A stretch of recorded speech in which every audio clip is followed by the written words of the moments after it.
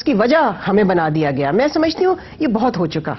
اب ہمیں اس سے آگے جانا چاہیے. اور آگے میں اتنا آپ کو بتا دوں کہ ابھی جو حال میں اسٹریٹجک ڈائیلاگ ہوا ہے اس میں پاکستان کی ڈیلیگیشن نے بہت واضح طریقے سے امریکہ کو آگاہ کیا ہے کہ پاکستان کی کنسٹرینٹس کیا ہیں نارتھ وزیرستان کے حوالے سے.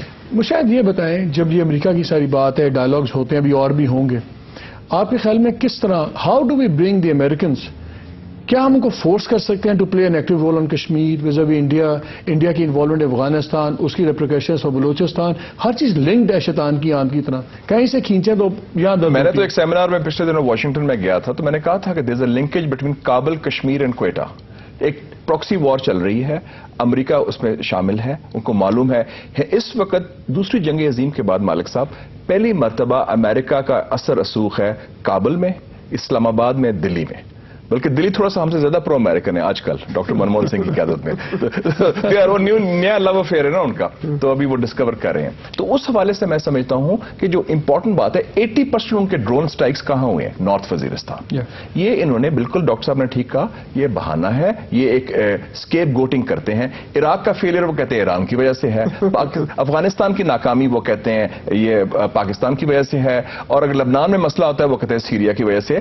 اپنا فیلئر وہ نہیں دیکھتے کہ جب انہوں نے افغانستان کو کنسولیڈیٹ نہیں کیا، عراق پر حملہ کر دیا، اور پھر نارکوٹکس کے ایشو پر تو انہوں نے پرواہ نہیں کوئی کی.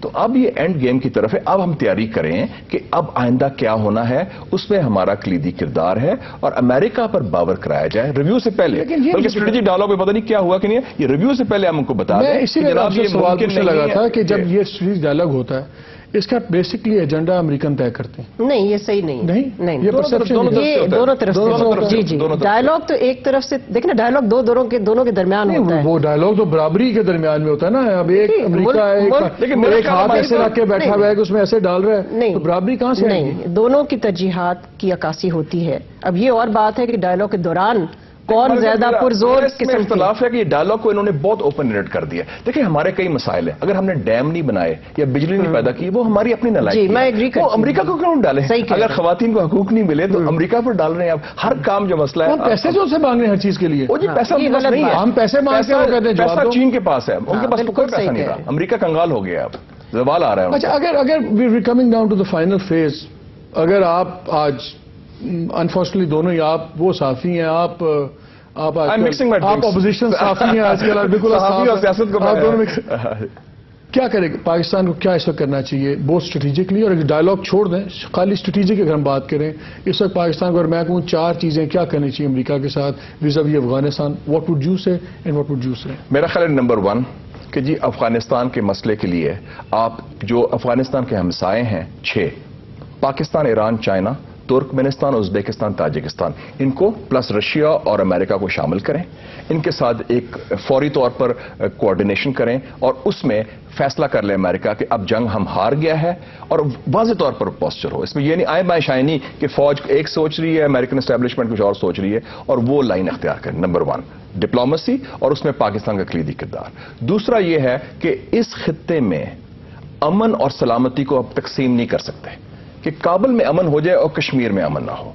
دا road to Kabul lies through Kashmir. اور تیسرا ہے کہ اگر اس خطے کو آپ نے ماضی کی غلطی نہیں دہرانی، جو 89 میں اس خطے کو چھوڑ کے بھاگے تھے آپ، اور اس کی وجہ سے 12 سال خانہ جنگی ہوئی، پھر 9/11 بھی ہوا، تو اس کا طریقہ ہے کہ جو پاکستان ہے آپ کا اس وقت بظاہر حلیف بھی ہے، چاہتا ہے ہم تعلقات کے، اس کو معاشی لحاظ سے اکنامکلی اسٹرینتھن کریں. ویری کوئکلی، اگر یہ سب کچھ ہوگا جب تک we are in bed with people like Lashkar Taiba وغیرہ صاحب، لشکر طیبہ کا مسئلہ رہے گا ختم کرنے پڑے گا. دیکھیں جی، لشکر طیبہ کا تعلق کشمیر کی جنگ آزادی کے ساتھ ہے.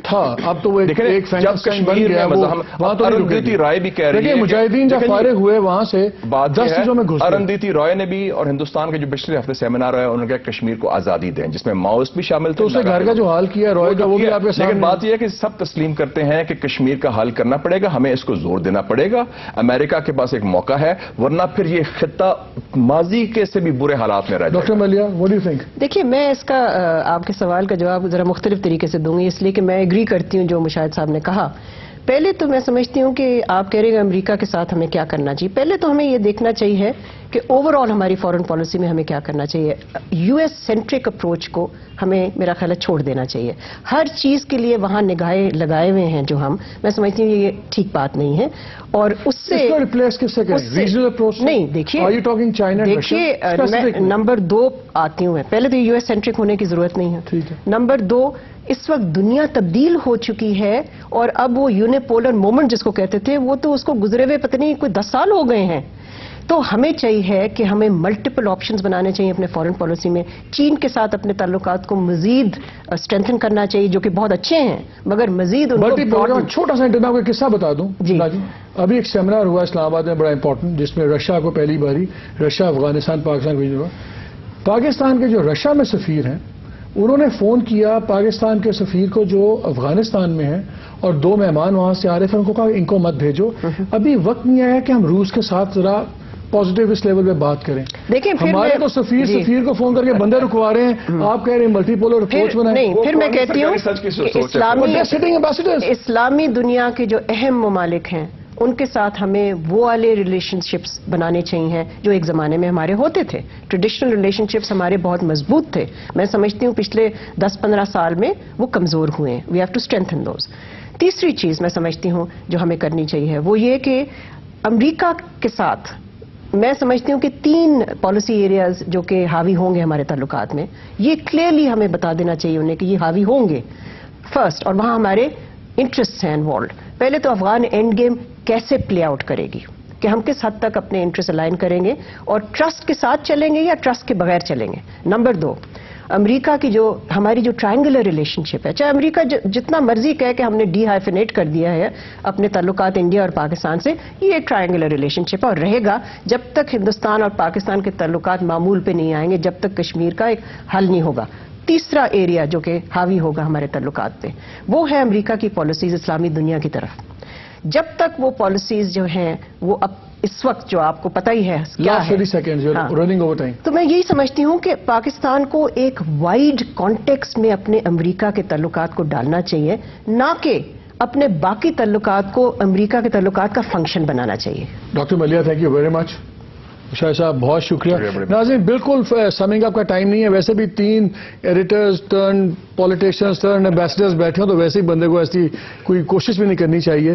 اپنا فیصلہ خود کر لیجئے. لیکن ایک بات ہے، ان دونوں بڑی پڑھی لکھی والی باتیں کی ہیں تو گورنمنٹ میں جس قسم کے لوگ سب بیٹھے ہوئے ہیں مشکل لگتا ہے کہ وہ کچھ کریں اس طرح کی چیزیں.